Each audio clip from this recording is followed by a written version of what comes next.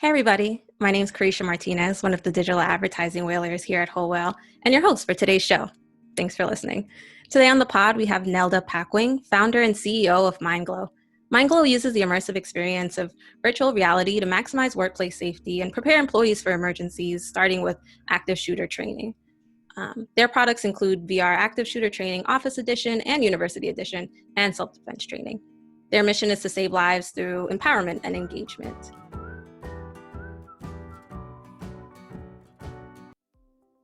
So thanks, Neilda, for coming on the show. How are you doing today? I'm doing good. Thanks for having me here. Yeah, of course. I'm really excited for our conversation. So let's just jump right into it. Can you explain a little bit more about what MindGlow is and what inspired you to invest in this work? Yeah, absolutely. So we started the company early in 2019 as a result of the epidemic that we were having in the United States. There were just so many active shootings going on in schools and public spaces, and the ways that regular civilians are being trained are either non-existent or traumatic or unengaging.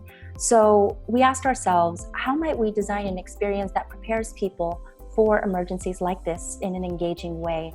And that's when we realized that virtual reality needs to come into the picture, because you can go through simulations using a VR headset and in a very safe and controlled environment that allows you to practice and create that instinct to react quickly. And that's the type of training that we need when it comes to emergencies and safety situations. Yeah, I definitely feel that, especially with the gun control policies in this country. It's becoming more and more frequent that we're hearing about these active shooter situations. And is there anything else that inspired you to invest in this kind of work, specifically with virtual reality, which I know is a little bit niche? It is definitely very niche. I actually started using virtual reality in 2014. I tried on my very first headset at a game developers conference in San Francisco. And the moment I put it on, I realized that I had this mind-blowing experience of like, wow, this is a really great tool. And I could see its potential when it comes to training and being able to just practice what you learn. So during that time, I was working as a user experience designer. There weren't that many UX patterns when it came to designing virtual reality experiences.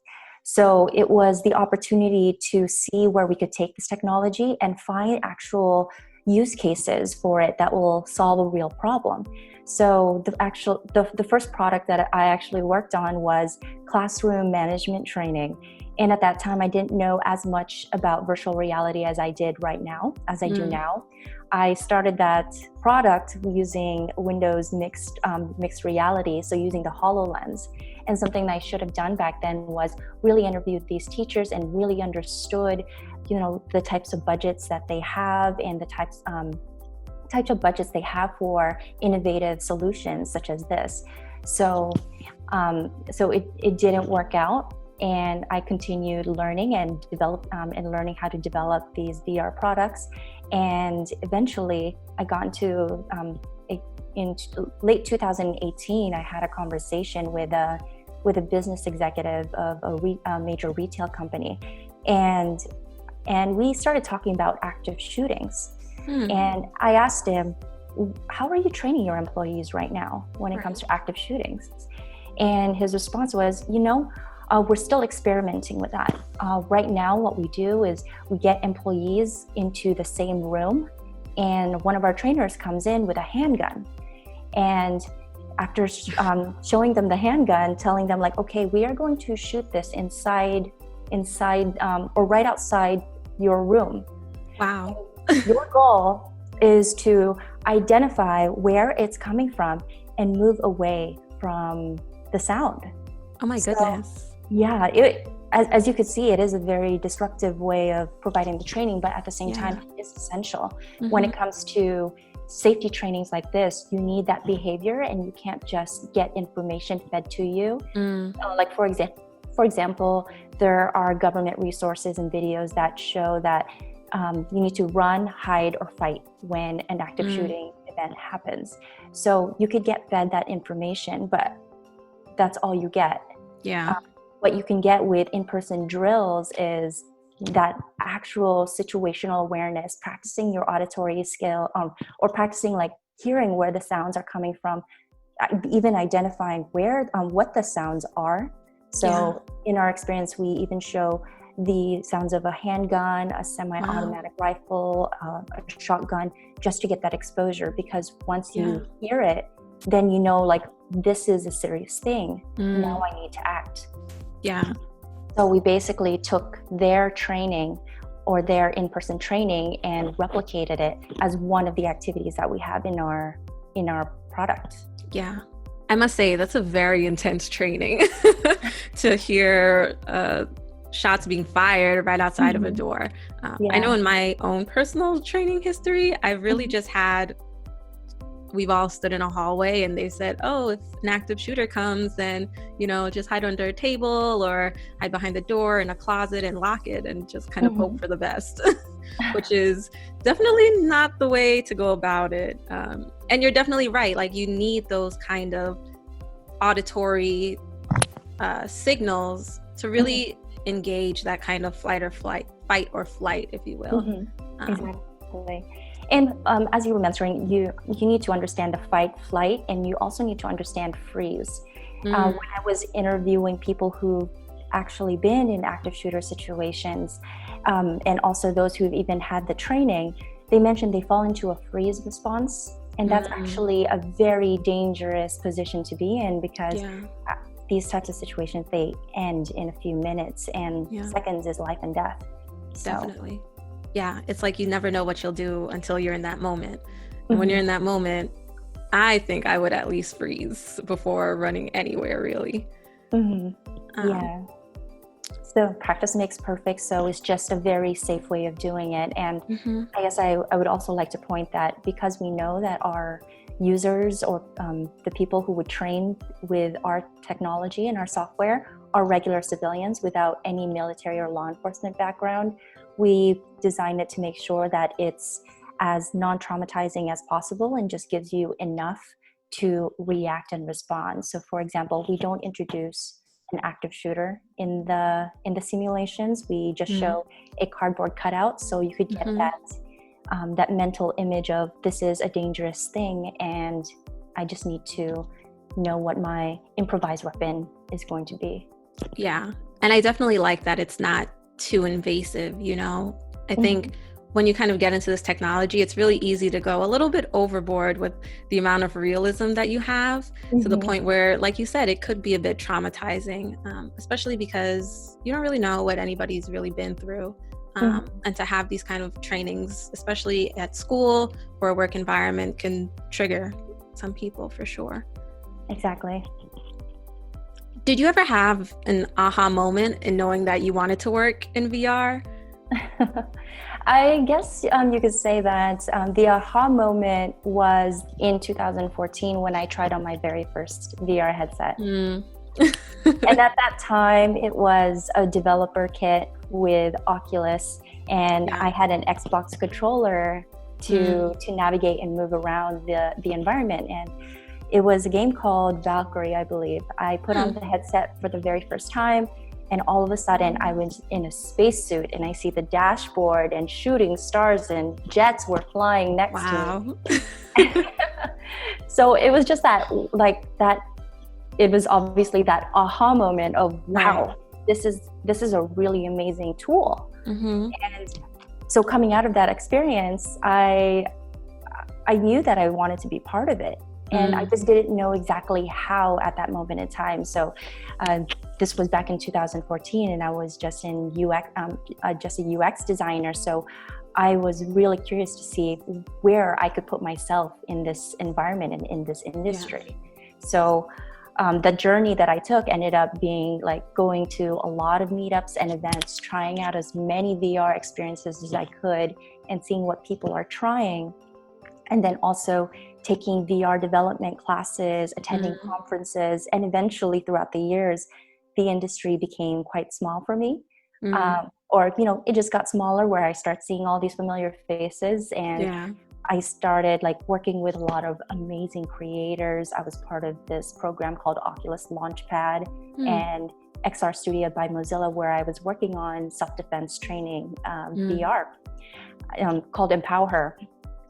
So yeah, like I guess that 2014 was that aha moment for me. And so so actually one of the new initiatives that we have is a new program called VR Training 101, how to design VR trainings for businesses. So as I mentioned, it was over 6 years for me to get to where I am right now, and also get the product and the company to where it is today. So with the program, I'm looking to get VR newbies, people who are very new to VR, who want to create their own trainings, and help them go through that process in about 6 weeks and get them started. Yeah, definitely. I love that aha moment. I think if anybody's ever used a VR set, they remember the first time that they ever used one. Mm-hmm. Exactly. It's a very immersive experience. Like, you can only see what is in the goggles. You can only hear what's on the headphones. Mm-hmm. A very standout moment. But I'd love to talk more about VR 101 and a little bit more about why you think that was the next step for you to go in. Mm-hmm. Yeah, absolutely. So we are still building these VR training products. Mm-hmm. But with the VR Training 101, I want to give that knowledge of building VR trainings and, in a way, like democratize it a little bit more, and empowering creators and subject matter experts to get caught up with the technology and start creating on their own. So during the program, I'll be going through, I'll be taking students through the journey of understanding all the VR technologies and the hardware involved, even the computers that you need if you choose to go the PC VR route, all the different types of headsets, the different types of accessories and add-ons you could have, and the process of design of what makes sense as a VR training.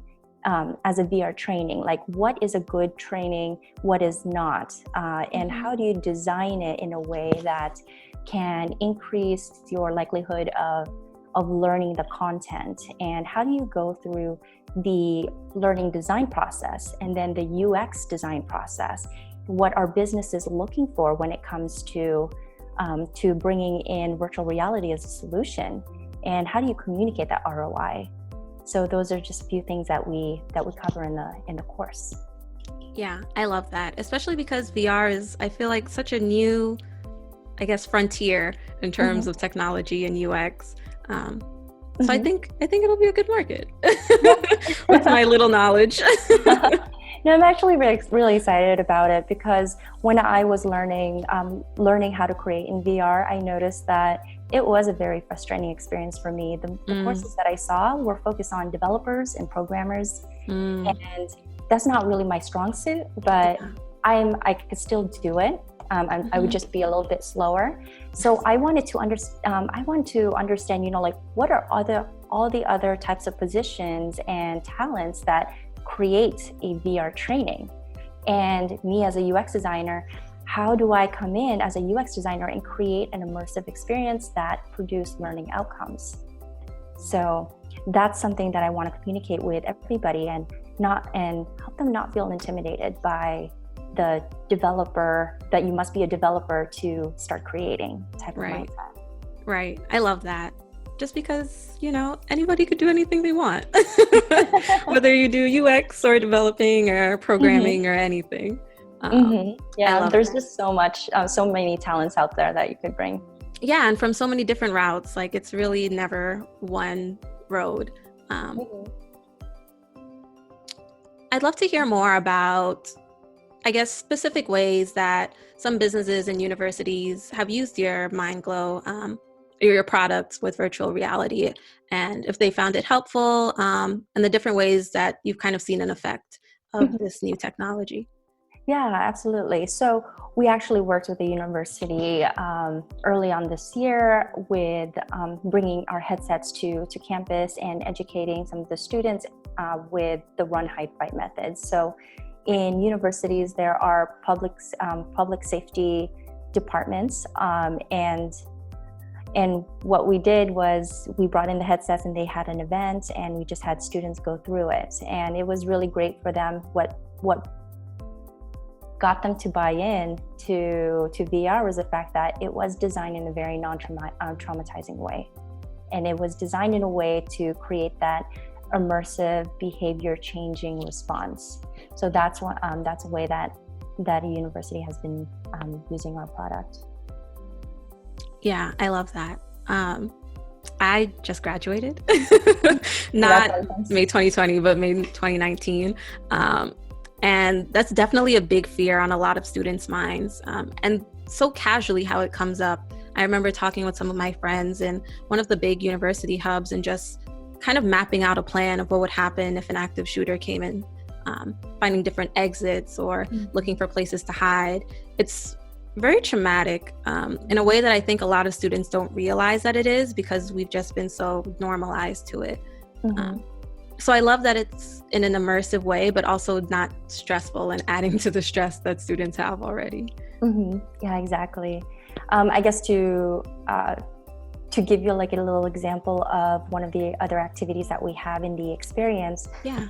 So we have a firearm sounds activity in there where you could hear the different sounds of the most common firearms used during an active shooting.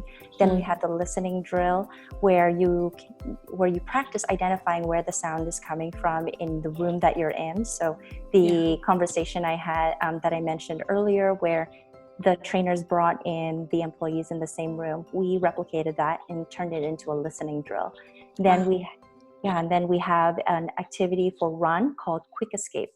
So you mentioned earlier where you need to identify where you could exit as fast as you can, where the closest one. So with that activity, you hear the sound of a gun and you have to identify in your location where the closest exit is. And it times you to see how quickly you could respond.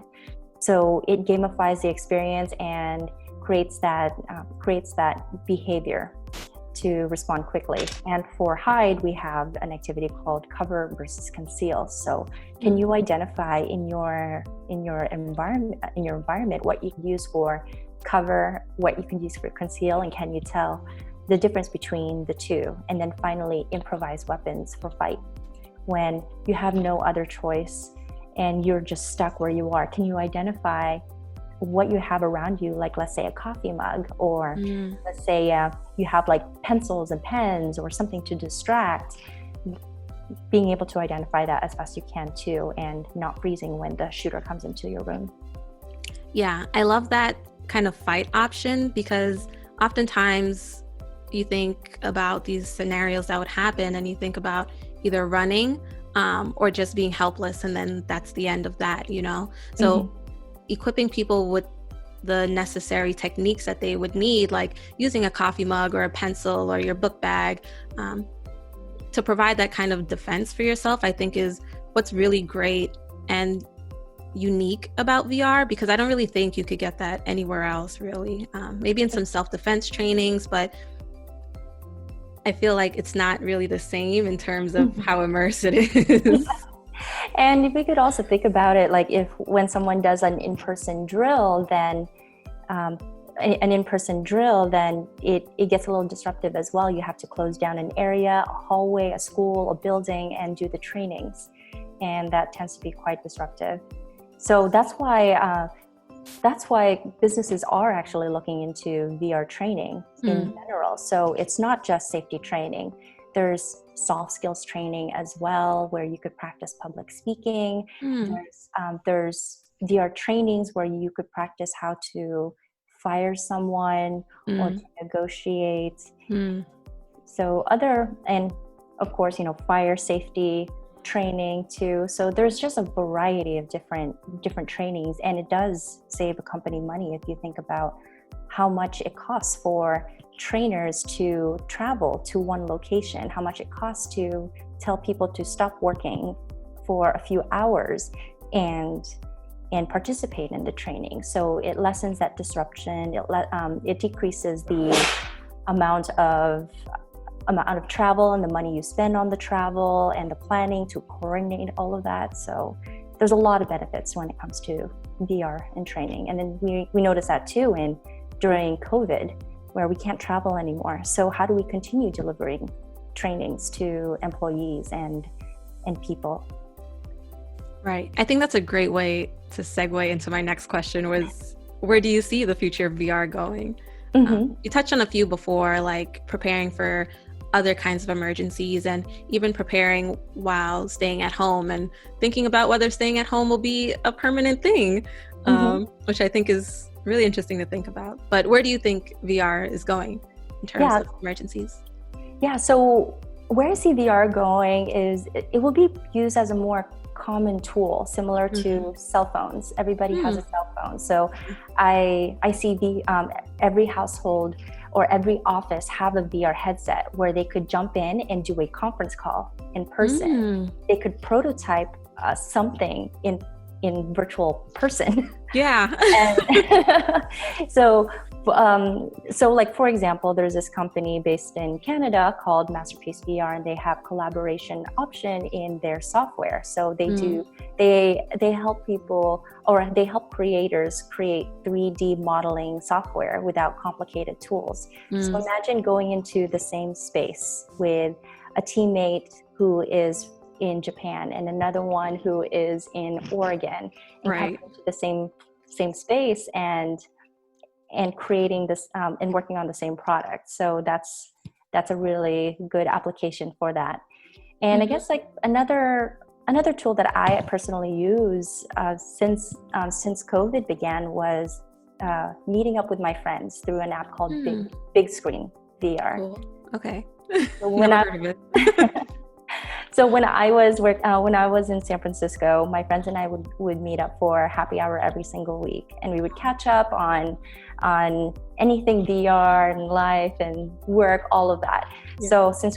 So we're all like physically apart. We meet up in Big Screen VR, and we just sit down in the campsite. We have a little bonfire here in front of us, and we're just catching up and talking, and we would spend hours in there, and sometimes we would watch movies in VR. So it creates that feeling of presence that we'd be missing when it comes to just doing video chats with family and friends. Yeah, I love that, especially thinking about the first point that you made about businesses being able to have like conference calls like all in the same room. I think about colleges and the way that a lot of students now are having to work from home, basically do all their studies at home, especially for a lot of students who go to for universities where you go to the campus and everyone is on the same playing field. I think with that VR in mind, it really levels the playing field of not having chaotic backgrounds, or if you have a lot of siblings or any other familial or circumstantial distractions, it can really help in layering the playing field. You wouldn't see my bedroom in the back here. But yeah, I really like that. And even thinking about quarantine and not knowing how long this will last, a lot of people, including myself, have really been missing my friends, quite frankly, and not being able to see them and being stuck watching Netflix all the time, and really being able to have that kind of presence, like you mentioned. So I agree. I think as it becomes more and more common, like Amazon Echoes or Alexas in the house, it'll be a lot more accessible and create a different normal, if you will. A different experience. It is very different. So we have a real world where we interact with our friends in person, and then when we can't be in person, we have the virtual world where we could kind of still have that feeling of presence, but in a different place. Definitely. Do you see it going anywhere else, like in terms of emergencies similar to active shooters? Yeah, I definitely see it being applied more in safety trainings or training processes. So for example, working in manufacturing and working with different types of machinery, typically the training can be also disruptive and sometimes dangerous, especially coming in with no experience working on some dangerous machinery. So rather than doing it in person and making a mistake and costing either material costs or, you might harm yourself, if you create that simulation or the same model of it in virtual reality, you can practice that process and not be harmed, and you could try again and again, so less resources wasted, and eventually when you're ready, you could move on to the real thing. Yeah, definitely. One of my good friends is studying to be a nurse right now, and since they can't go to school, really. A lot of their training is online with clicks here and there to like take the temperature and take blood pressure. But again, it's really not the same.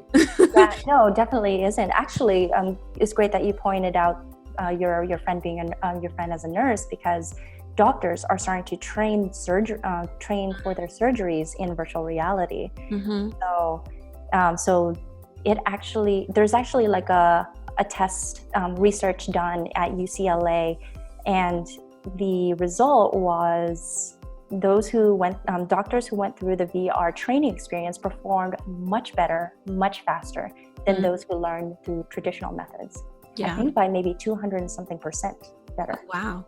Yeah, so it's quite a lot. And I was reading another article where nurses and doctors were training for COVID patients using VR. Wow. So if we think about that type of situation where, it will be very dangerous to train in person, literally train in person. So what's your best alternative? Virtual reality. So you're safe. You could try again and again, learn, and when you're ready, you can move on to the real deal. Exactly. Yeah, definitely. It would make Grey's Anatomy a little different, but definitely worth it. I would like to know a little bit more about, you touched on it earlier, but knowing a little bit more about how you prepared for this line of work. I know it was kind of a different route that you were taking, not going like the programmer or the developer route, but people who are interested in UX and virtual reality, what advice would you give them in terms of going into the similar line of work that you are in? Yeah. So my journey included going to a lot of in-person events. So since I live in San Francisco, I'm very privileged that I got access to these meetups and demos and meeting all of these people all in one place. But I know that that's not the same for everybody else, especially if they live in a smaller town or a smaller city where they don't have that much technology around them. So your question was what do I suggest for people to get in? Yeah, so the best advice really would be to try as many VR experiences that you can, and if you can get your hands on a VR headset and download as many apps as you can and just try it and observe to see like what's working and what's not, what's fun and sticky and what's less engaging, and find ways to and start like let your mind run, because as soon as you experience something new like this, all of a sudden, I've seen it so many times before, people get so excited and their ideas flow left and right. They're like, oh my gosh, you could use it for this and you could use it for this and then that, and I'm like, yeah, you can. Like, yes, of course, this is amazing. Yes, I got you as you're such an enthusiast now. Amazing. Yeah, I think like that would be really like the best step to do it. But at the same time, the reason why I created VR Training 101 is to address the time investment in all of that and condense it into 6 weeks. Yeah. So I guess one option is, of course, take my program or go to events when they happen, or start looking at VR trades like Road to VR or VR Scouts or Upload, and just see what's happening in the industry and see the different use cases of the tech. Definitely. Well, you guys heard it here first. Let your mind run. Awesome. I think that's a great place to stop for the main interview portion. Thank you so much, Neilda. But we're not finished yet. We still have our rapid fire. Yes, the rapid fire round. I love the rapid fire round. It's probably my favorite part of any episode. I feel like it gives guests like a little bit more fun, not as serious if we're dealing with serious topics, and just a little bit more of a time to show who you really are beyond the work that you do. Totally. So yeah, it takes about 30 seconds or less. but no pressure. Um, First question, what's one tech tool or website that you or your organization has started using in the last year? So we started using Monday.com, and I personally like it because it's very visual. It's a productivity tool where you can organize your project or organize your pipeline, and it's just nice to look at. And it's kind of fun being able to change a color from like gray to green, or or it would make me sad if I had to go from green to red. I'm like, no. Yeah, I see ads for Monday on like the subway. If you live in New York, then I'm probably sure you've seen subway ads for Monday. But I love that. I love checking something off a list and being like, yes, okay, only 3 more things to go. Exactly. What's coming in the next year that has you most excited? Seeing where virtual reality goes, honestly. Because of quarantine and COVID, a lot of people are starting to get into VR and realizing that, wow, this is actually a way to kind of escape life right now.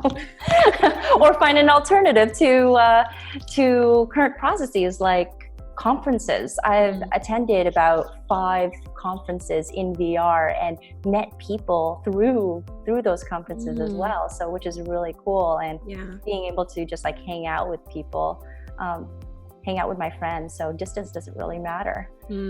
Yeah, that's so cool that you're able to meet people through VR.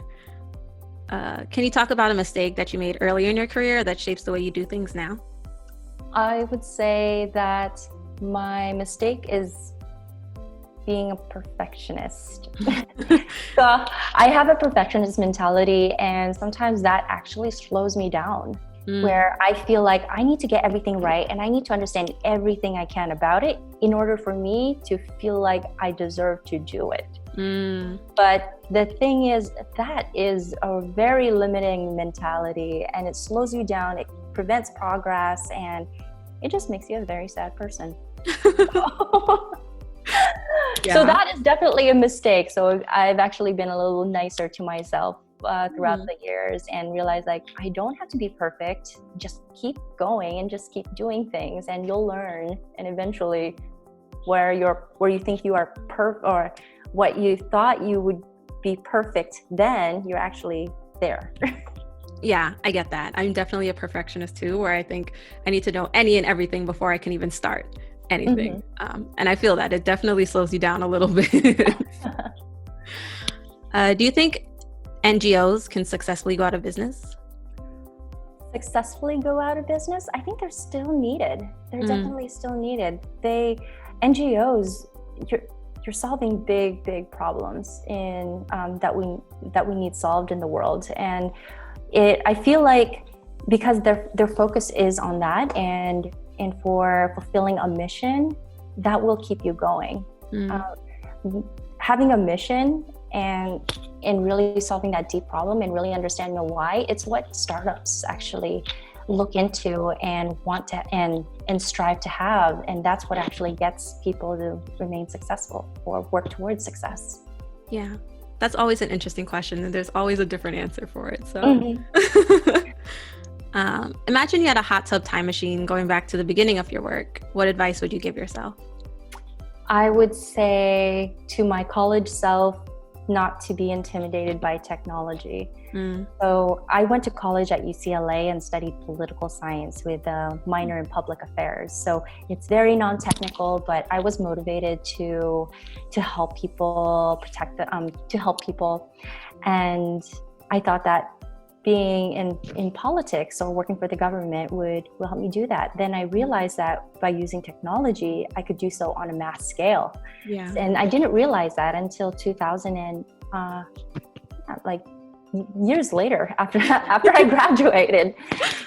Yeah. So if I were to go back, I would tell myself, like, don't be intimidated by technology and start learning at least like the language or even basic front-end development or UX and how to even create something. I would have told myself that. Yeah, I think that's a common piece of advice. Mm-hmm. Like UX and programming and things like that can be really scary because it's really another language. It is. Yeah. So really just taking it step by step, piece by piece. Mm-hmm. What's something you think you or your organization should stop doing? Overthinking. Same with the perfectionism. So yeah, overthinking. Like I'm always like I would think about an idea and I would think that like, oh my gosh, this is amazing and it would be very beneficial to what we're trying to do. But overthinking makes me break it apart so much to the point where doubt starts coming in and the action starts not happening. Yeah. So it kind of sounds like when you look at a picture for too long and then you want to post it and then you're like, I don't think so anymore. Yeah, exactly. Let's just say you had a Harry Potter wand for the industry. What would it do? I would want everybody to have a VR headset. That's a good one.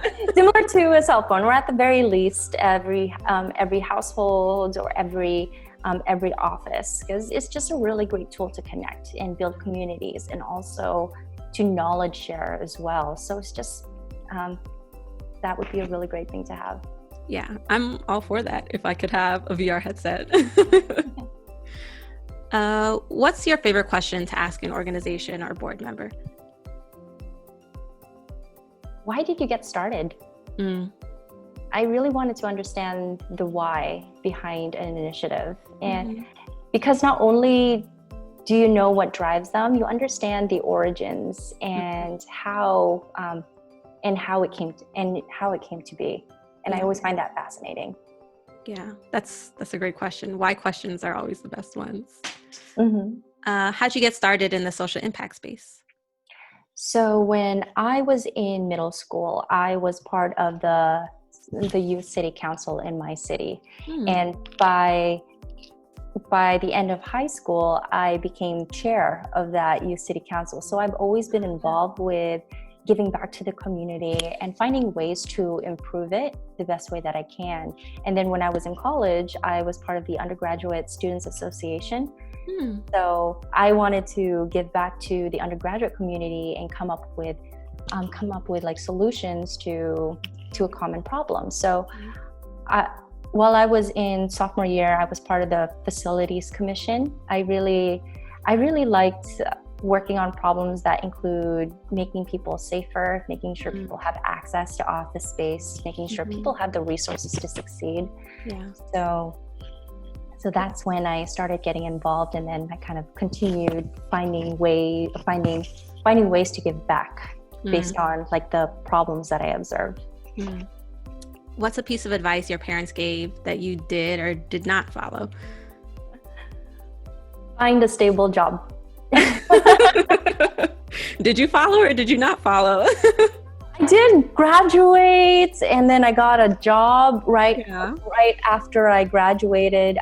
The day I walked the stage, I flew to New York to do job training, so I got hired right away, which is really fortunate.